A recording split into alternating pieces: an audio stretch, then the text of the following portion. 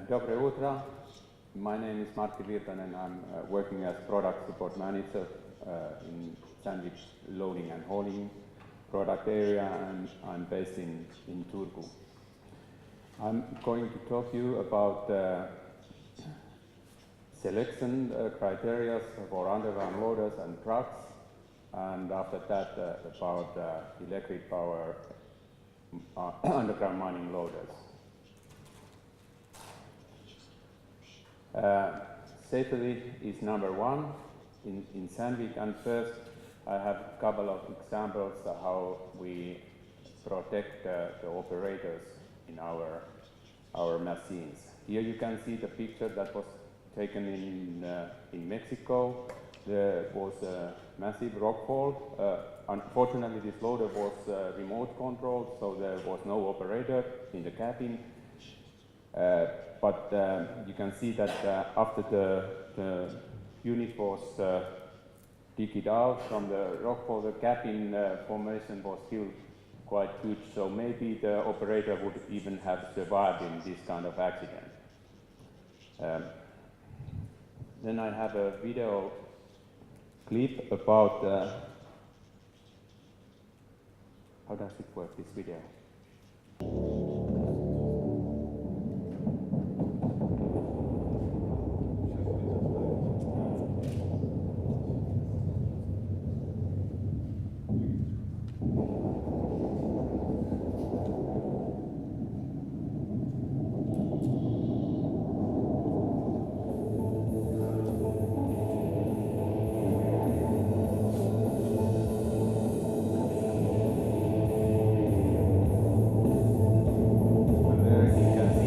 Standard ROPS cabin, so it can take quite well such a rockfall. Maybe in the practice the result would be even better, because normally the cabin is on rubber tires and needs some extra suspension.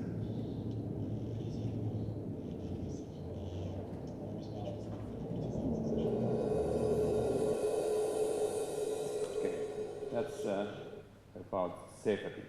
Factors. There are half of the things that can be affected by machine design and machine features, but all of them can be affected by the mine or operator. If you think the loading area layout, it's only can be affected by the mine.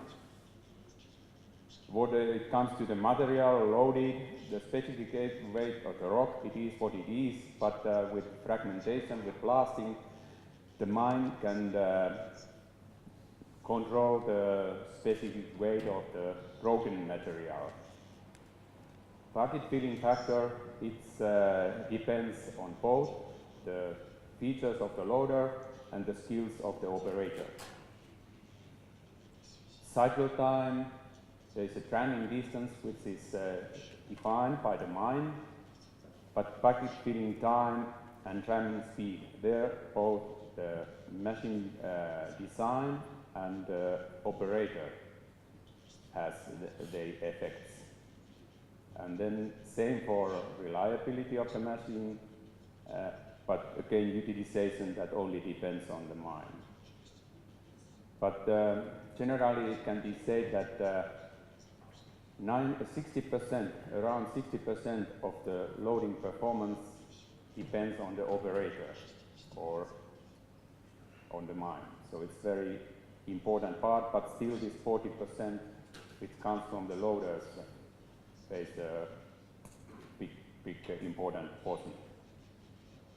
If we think loading application, different loading application, and what are the cost and capacity factors in those applications. First, like block caving, sub-level caving, where the draw point loading is used. There normally the driving distance are short, and the major capacity factor is the bucket loading, bucket filling. And also major cost factor is bucket filling. In ore pass loading, which means secondary loading, there besides the bucket filling, also the hauling distance plays an important role when it comes to the capacity. And but still the major cost factor is the bucket filling, and I'm coming back to that later. In open stope mining, the maneuverability of the loader inside the stope is the critical capacity factor. Very often this loading is done by remote control, so really there is this how the loader moves inside the stope is the critical capacity factor. When it comes to development, tunneling, then the working arrangement are the major capacity factor. The loaders normally work with trucks, so it depends how the trucks are available. Do the loaders have to wait for the trucks? Are they idling? So this plays main role in the capacity. But again, the different damages are the main cost factor.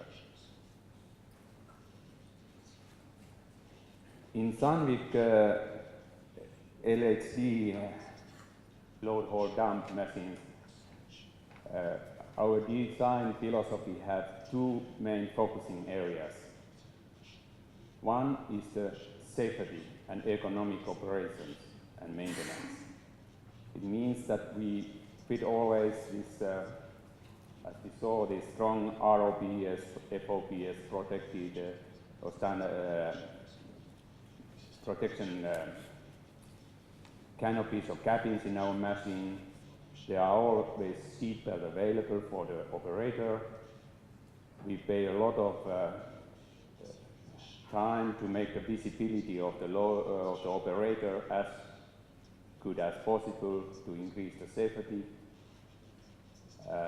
We use vibration, low vibration seats and soundproof cabins to make the operators' conditions as good as possible.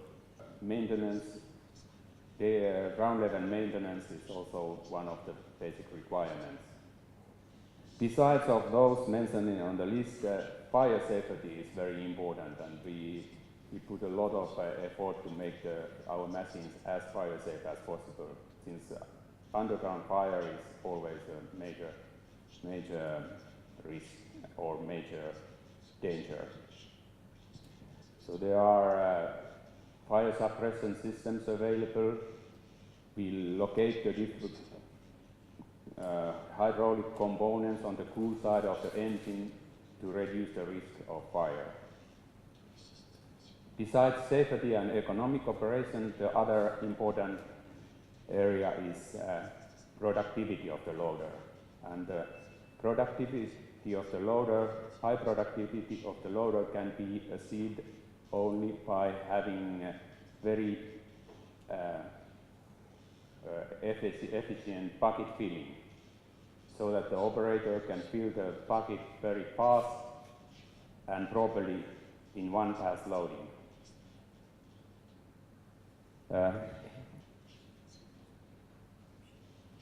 Tire life and other component life will be much longer if the loading can be done efficiently. And then if there are oversized powders, good loading capability makes possible to handle those as well. I have other video clips, and this proper bucket filling is a combination with good features of the loader and good skills of the operator.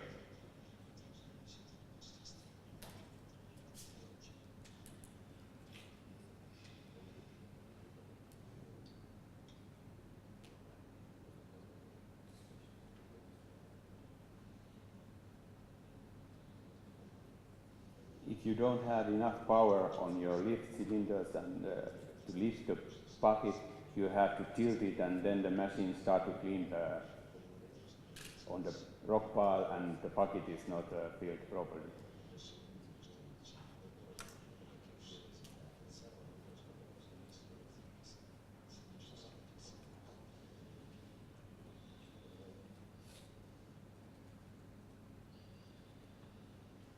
once again.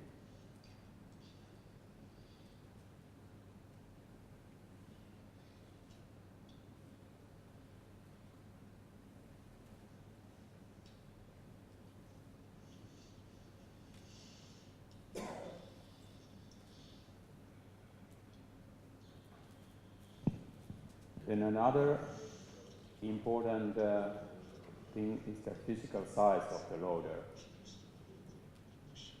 I'm talking later about the selection of electric loader versus diesel loader, but if we just think the size of the loader, normally the tunnel dimensions put the limit of the loader you can use in that specific case. There are local regulations defining the free space between the tunnel and the machine, so those have to be taken into account. Then there are sharp corners, so you have to make sure that the loader has enough small turning radius to be able to drive through those places. And then one thing is if you have a shaft mine where there is no decline, and the machine often has to be dismantled before taking it down into the mine. Then you have to make sure that it can be dismantled in so small pieces that it can be taken through the shaft. And then if the loader is operating together with the truck, the match has to be good enough. So the loader has to be able to load the truck, and the lift height is then often the important thing. Here you can see a dimensional drawing of one of our loaders. So the important diameters are, of course, the height, and then if you are using truck loader, high enough to make it. Oh, sorry, I can't work with this. Sorry.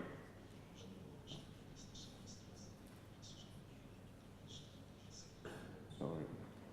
Okay. It's this button. So you have to make sure that there is enough space to empty the bucket into the dump of the truck.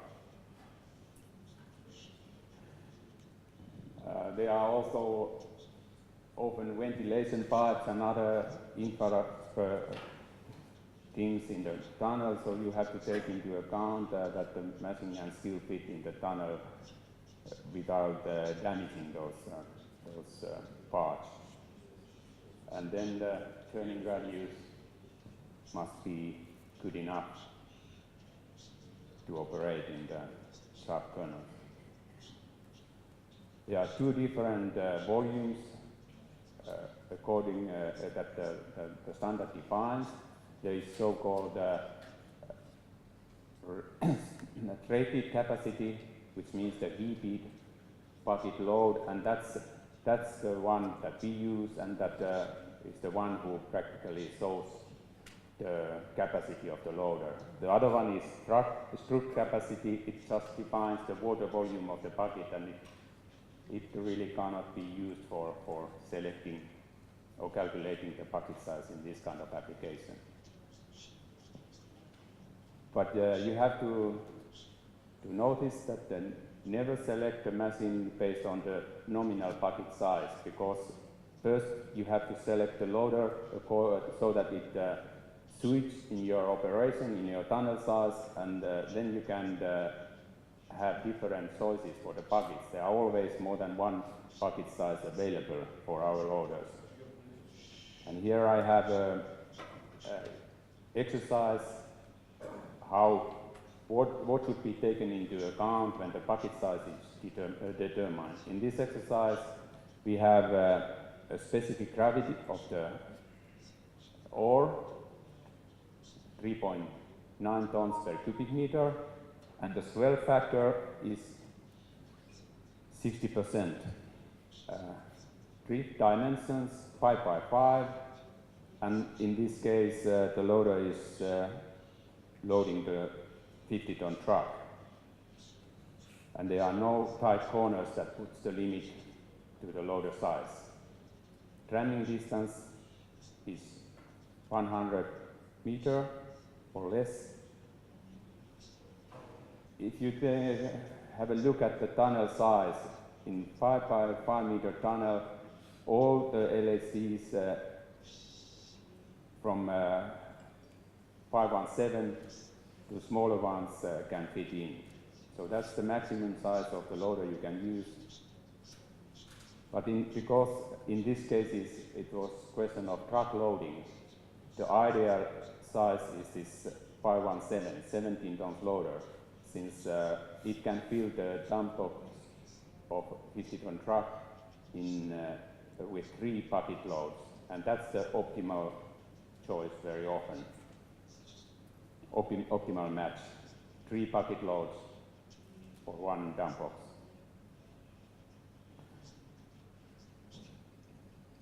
You can get the broken density of the ore by dividing the in situ gravity with the swell factor. So in this case, the broken density is 2.44 ton per cubic meter. And if you divide the capacity of the loader with this broken density, you end up to the optimal bucket size, which is in this case 6.97 cubic meter. Then you can select what is the closest one from the available buckets, and in this case it's obviously 7 cubic meter bucket. So what I'm saying, it's important to use the specific gravity of broken rock to define the bucket size, in order not to overload the machine and to get the optimum size of the bucket, LHC. The ownership cost, the capital cost, although it's important, it's not the most significant of the cost. Just 1/3 part of the total cost in the lifetime of the loader comes from the purchasing price. The rest is coming from the operating costs. And the main items in operating costs are fuel, tires, and bucket. So the important thing is, when selecting the loaders, not just to compare the prices of the loaders, but to try to get information what are the total costs, and not only the costs, then you should also take into account how capable the loader is load, because the only things that matter are the cost per ton, not the cost itself, but the cost compared to the work what the loader is capable to do. If we have a look the loader operating cycle, so it's there are big differences how the different components are stressed during the loading cycle. Then in a typical loading with 100 meter tramming distance, if we have a look how the components, from where they wearing and stress is coming in that loading cycle, then 70%, this is all the time. Don't worry about it, Mark. This is all the time moving this one. Yeah. Sorry, I should have a different laser pointer. Okay. Too big finger. So 70–80% of the stress of the wearing is happening during the loading. The others doesn't pay that big importance. So this again shows that if you can make the bucket filling very fast and efficiently, you can really prolong the lifetime of the loader. You can increase the productivity, the loaded tons per certain period, and in the same time you can prolong the lifetime of the loader. So the bucket filling is extremely important feature of the loader. Example, how different changes in bucket filling affect to the total capacity. In this first example, we have a loading distance, hauling distance, 300 meters, the specific gravity of the ore, 1.8 tons per cubic meter, and then the cycle times is so that 40 seconds is used for bucket filling, 10 seconds for dumping the load, and 15 seconds for different kind of acceleration, turning the machine, and then the ramming speed during the ramming distance, average ramming speed 7 kilometers per hour. And the bucket size 3.3 cubic meter and bucket filling factor 0.8 is 80%. In this way, in 200 days operation, this loader can load 234,000 tons. In the second exercise, everything else is same, but we have a little bit more better loader and better operator. So instead of 80%, the bucket filling factor is 90%. All the rest is same. But with this increase of 10% of bucket filling factor, the capacity in 200 days is increasing 30,000 tons, 12.5%. That's 10% difference in bucket filling factor. And in the third example, the operator and the machine is so good that the bucket can be filled in 30 seconds, 10 seconds less than in the other two examples. And in this way, this 200 days capacity is increased to 276,000 tons. So if the machine can fill the bucket properly, 10% more better filling factor, and make it 10 seconds faster, the capacity, annual capacity or capacity in 200 days can be increased almost 20%. And in the same time, this machine is under high stress and load considerably shorter period, which means that the lifetime of the components will increase.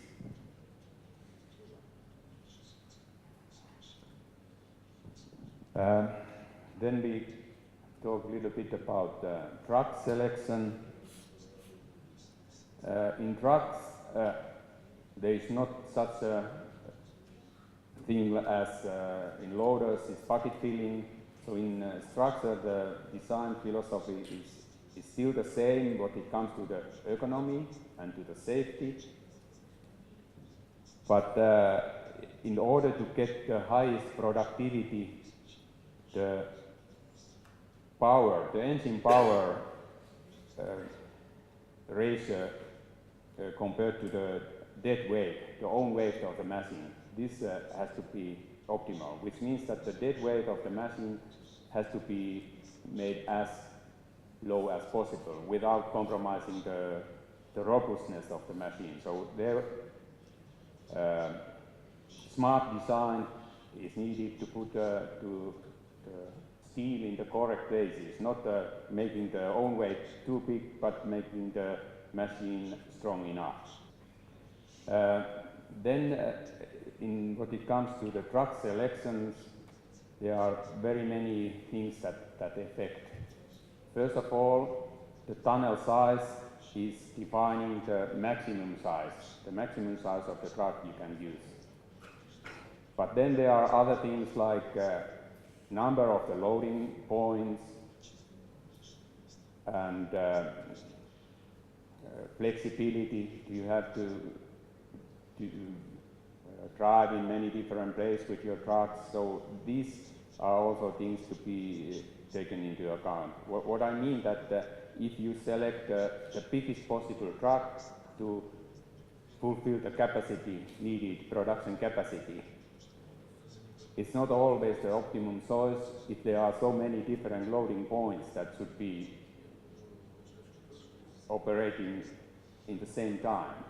So in that case, maybe it's better to select a bigger number of machines, but then you end up to another thing that you have to take into consideration. If there are big number of machines, it may cause a traffic jam on the big line. So you have to take into account all these things to find out the optimal size and the optimal number of the trucks.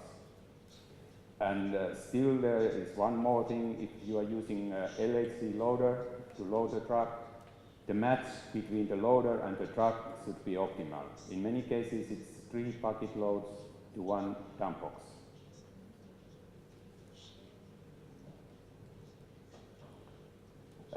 Then there are other tasks like unloading the truck. If the truck is unloaded underground, you have to make sure that there is enough height in the tunnel to be able to tip the truck. Or you can use a special push plate, we call it ejector dump box, where the unloading can be done without tipping the dump box. Then you have to take into account for what purpose the machine is used. Is it for production, for development, or for backfilling, or for all of them? So there are many things that affect in selection of trucks. Of course, also operating conditions like ambient temperature, the ventilation, available ventilation, even the altitude where the machine is working, they has effect to this selection.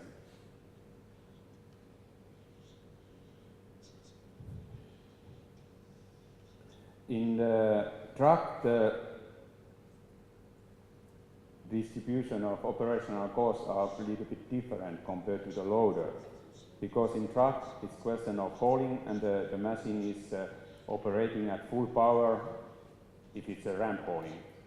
All the time when it's driving from the bottom of the mine up to the surface or to the next level. So there the fuel consumption is it's more important than in loaders. Ventilation.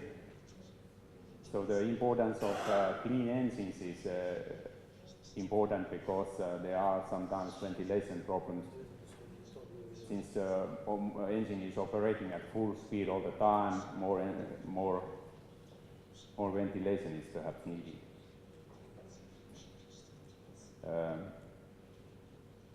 But there is not just where operational cost as loaders. We had a bucket that is wearing all the time. Dump box is of course wearing, but it's not wearing so heavily. So fuel is important, and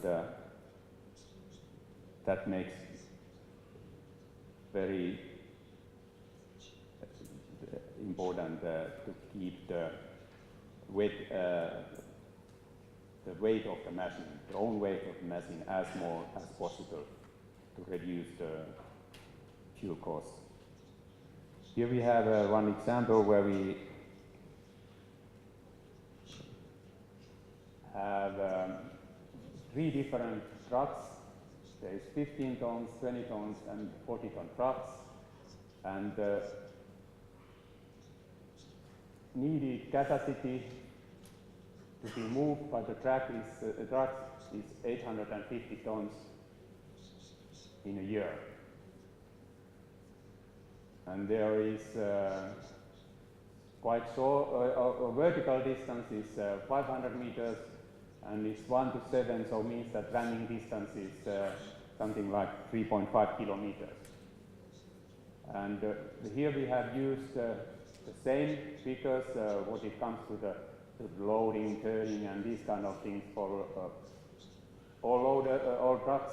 But then this ramming distance, the ramming speed on the ram, it's taken from the tractive effort capability of the unit. So this is the highest speed that each of these trucks can achieve on 14%, which means 1 to 7 ram.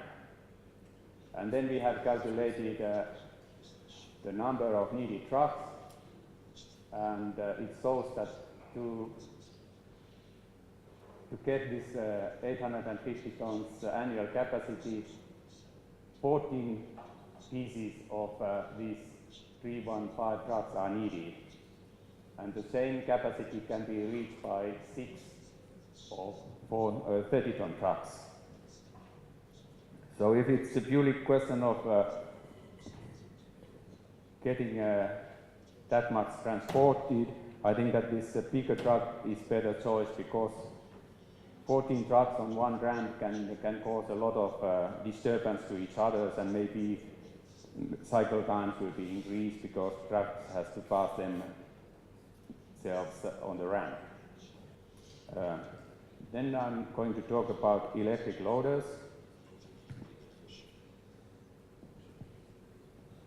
Common application for electric loaders are the mines. Loading is done in a fixed loading area, and that's typically in case in the mass mining operation, like in sub-level caving or in the block caving, where the loaders stay in the same area for months and months.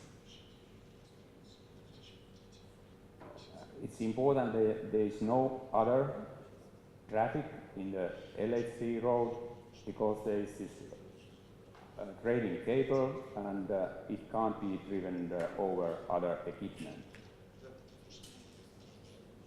Besides this mass mining, there are electric loaders are often used in the cases where ventilation is difficult to arrange, and those are room and pillar mines and cotton field mines. So the clear benefits of LHC loaders are that there are no exhaust emissions, no excess gases at all. But they have also other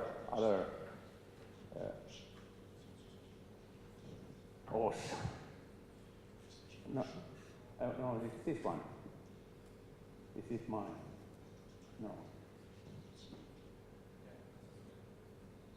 Yeah, but this one is not correct.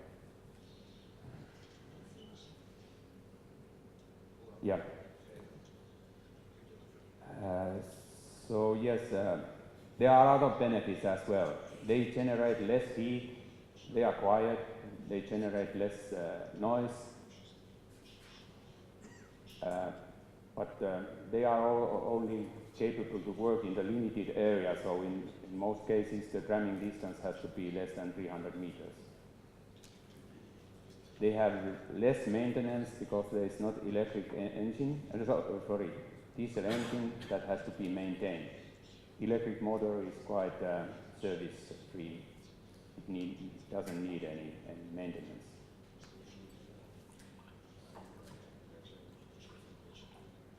So low noise electric loaders, our electric loaders are just something like 70, 72 decibel noise level, and heat can be reduced quite a lot.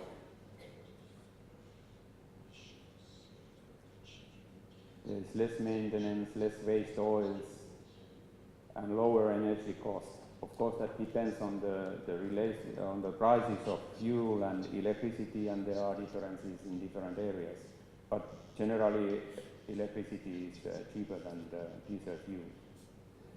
And one of the benefits of electric loaders is that the electric motor doesn't have any just a diesel lag, what diesel engine has, which means that it responds when you want to accelerate, it responds immediately, and also electric motors can be overloaded for short periods, so you can get 50% more power out from the electric motor compared to the nominal power, which means that in bucket loading, which is a short period, you can get 1.5 times the power of the nominal power of the electric motor, which makes it very efficient in loading. Here are some McKinsey consultants' estimation how the energy cost will develop from 2010 to 2020 in different countries. And in most of these countries, these example countries, diesel fuel is expected to be, diesel fuel price is expected to increase much faster, much more than the price of the electricity. So this will make the electric loaders even more or less the operation cost of electric loaders even more competitive in long run.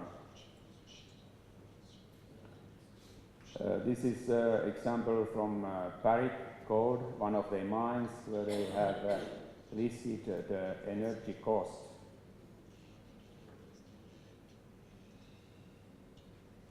Energy consumption and energy cost in a year, and you can see that something like 40% of the total energy is consumed underground operations, and some major part of that is used for ventilation, primary and secondary ventilation. So ventilation is very, very big cost item in underground mine operation.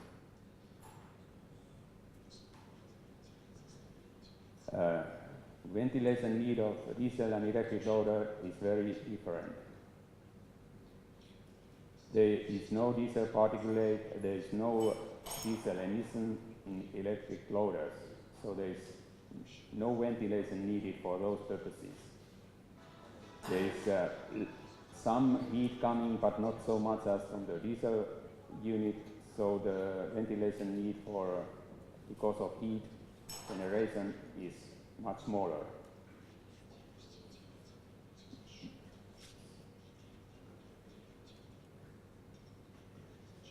And here we compare the 14 tons electric loader and 14 tons diesel loader.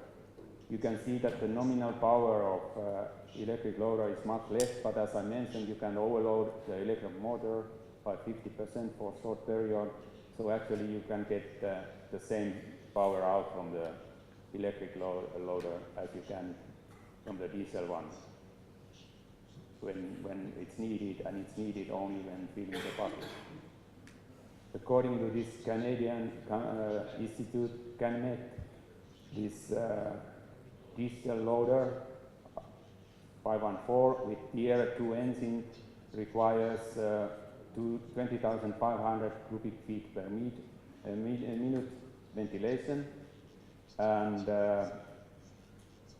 per hour it costs about $30 Canadian dollars. So if the machine is operating 3,500 hours, the cost is over 100,000 Canadian dollars. Then there is a comparison of energy costs. Due to this overloading of electric motor, the average load of electric engine is a bit higher, but the nominal output is smaller. So when calculating with these energy prices, which are quite okay with the European prices, I'm not quite sure how the prices are in CIS, but 1 kilowatt hour costs something like 8 cents, US cents, and diesel fuel $1.1 US. So I think that those are quite valid figures. You end up to the result that the energy cost of per hour of electric loader is just 25% of the cost, energy cost of the diesel loader. So it makes a huge difference when operating, for instance, 3,500 hours, almost $100,000 US. If you think maintenance,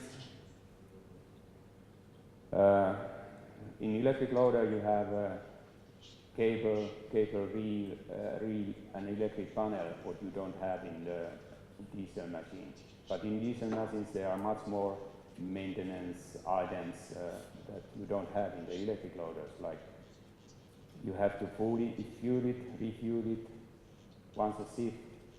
There's engine oil that has to be changed regularly, air cleaners, you have to check the emissions, exhaust temperature has to be checked, radiators and coolers have to be cleaned regularly, and so there are plenty of maintenance things you have to do with the diesel one.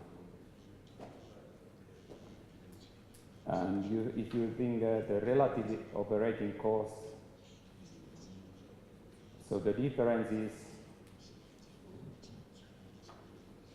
here but in diesel loader you have different engine and engine related items that you have to do, and you have much higher fuel cost, so the operation cost difference is roughly 20%, depending on the application, but our electric loader is cheaper to use.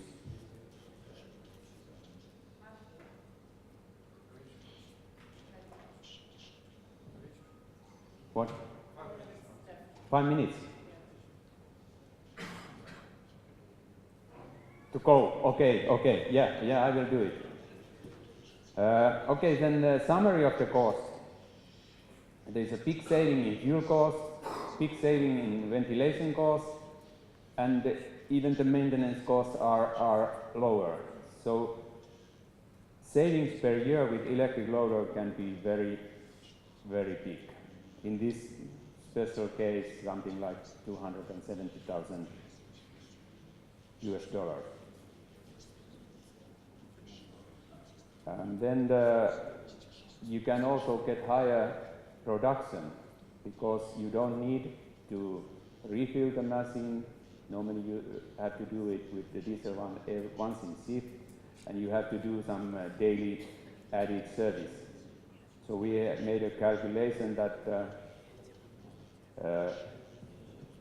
this is a copper mine where the ramming distance is 200 meters, and in normal shift you can operate with the electric loader 1 hour longer, 6.6 instead of 5.6, because you don't have to refill it, you don't have to do the daily so much daily maintenance. So this is a copper mine, so the price of copper is something like $7,000, $7,600, and the grade of copper is 0.8%. So we calculated that with this 1 hour difference in effective shift hours, what is actually the value of the metal in the ore, what you can mine in 1 day or in 1 year, which means 300 days. So by this 1 hour longer, that the copper value of that ore is over $10 million US higher.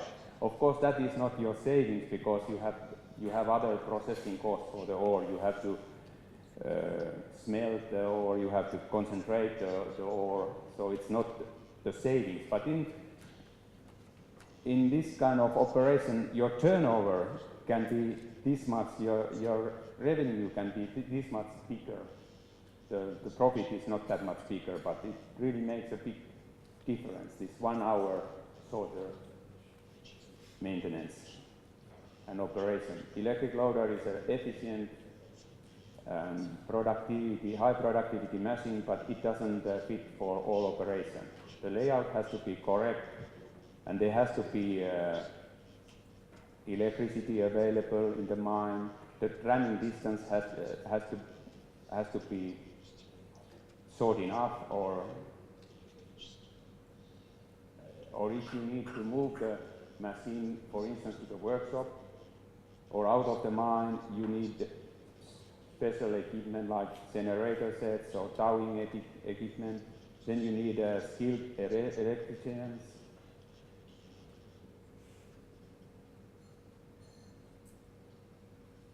So there are limitations, but if you have a suitable conditions, you really can get a big benefits from electric loader.